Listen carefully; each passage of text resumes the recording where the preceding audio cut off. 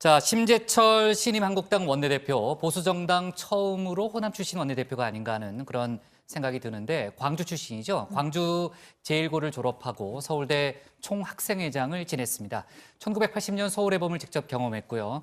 몇 달 전에 유시민 노무현재단 이사장하고 그때 일을 놓고 상당히 심한 언쟁을 또 했던 그런 인물이죠. 네. 맞습니다. 이 서울의 봄 이후에 김대중 내란 음모 사건에 연루가 돼서 5개월간 또 수감을 했었고요. 대학 졸업 후에는 잠시 동대문 여중에서 또 교편을 잡았다가 86년도에 MBC에 또 기자로 입사를 했습니다. 87년 MBC 노조를 설립해서 초대 전임자가 됐고 92년 방송 민주화를 요구하면서 MBC의 파업을 주도한 혐의로 또 구속이 된 적도 있습니다.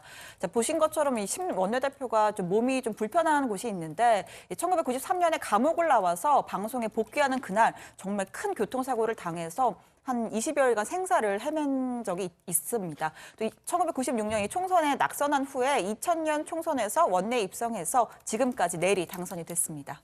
네. 자, 앞서 심재철 신임 원내대표의 승인 관련해서 황교안 대표에 대한 견제 심리가 작동했다. 이런 분석들을 좀 많이 내놓고 있더라고요. 아까 보니까요. 아무튼 또 황교안 대표 입장에서도 5선이니까 국회에서는 또 이제 다선 의원일수록 아무래도 좀 영향력이 크다는 인식이 많잖아요. 황 대표 입장에서도 좀 부담스러운 그런 상황이 될 수는 있겠네요. 네, 우선 이 심재철 의원이 비박계라고는 하지만 계파 성향이었다는 점에서 안심하고 투표한 측면이 있다 이런 평가가 많습니다. 또 5선인데다 성격도 상당히 강하다는 점에서 황교안 대표와의 기싸움에서도 밀리지 않을 거란 기대감이 있었다는 겁니다. 특히 이 초재선들과 달리 중진들의 경우에는 인적 쇄신에 대한 공포심 같은 게 많은 상황인데 당내 최다선급인 심 원내대표가 그런 심정을 잘 헤아려 주길 바랬다 이런 평가가 많습니다. 본인 역시 황심을 경계하면서 그런 점을 잘 파고들었다 이런 평가입니다. 네. 지금 대여 관계에 있어서도 상당히 강공을 펼칠 것이다 이런 예상이 많이 나오는데 최근에도 심 의원이 우리들 병원 의혹 등 각종 의혹을 선두에 서서 좀 제기한 바 있잖아요. 네, 사실 5선이 그런 저격수 역할은 하지 않는 게 좀 보통이잖아요. 하지만 심재철 원내대표는 좀 달랐다는 해석입니다. 당장 작년에는 청와대를 비롯한 정부 부처의 비공개 업무 추진비 내역을 확보해 폭로했다가 검찰 수사를 받은 적도 있었고요.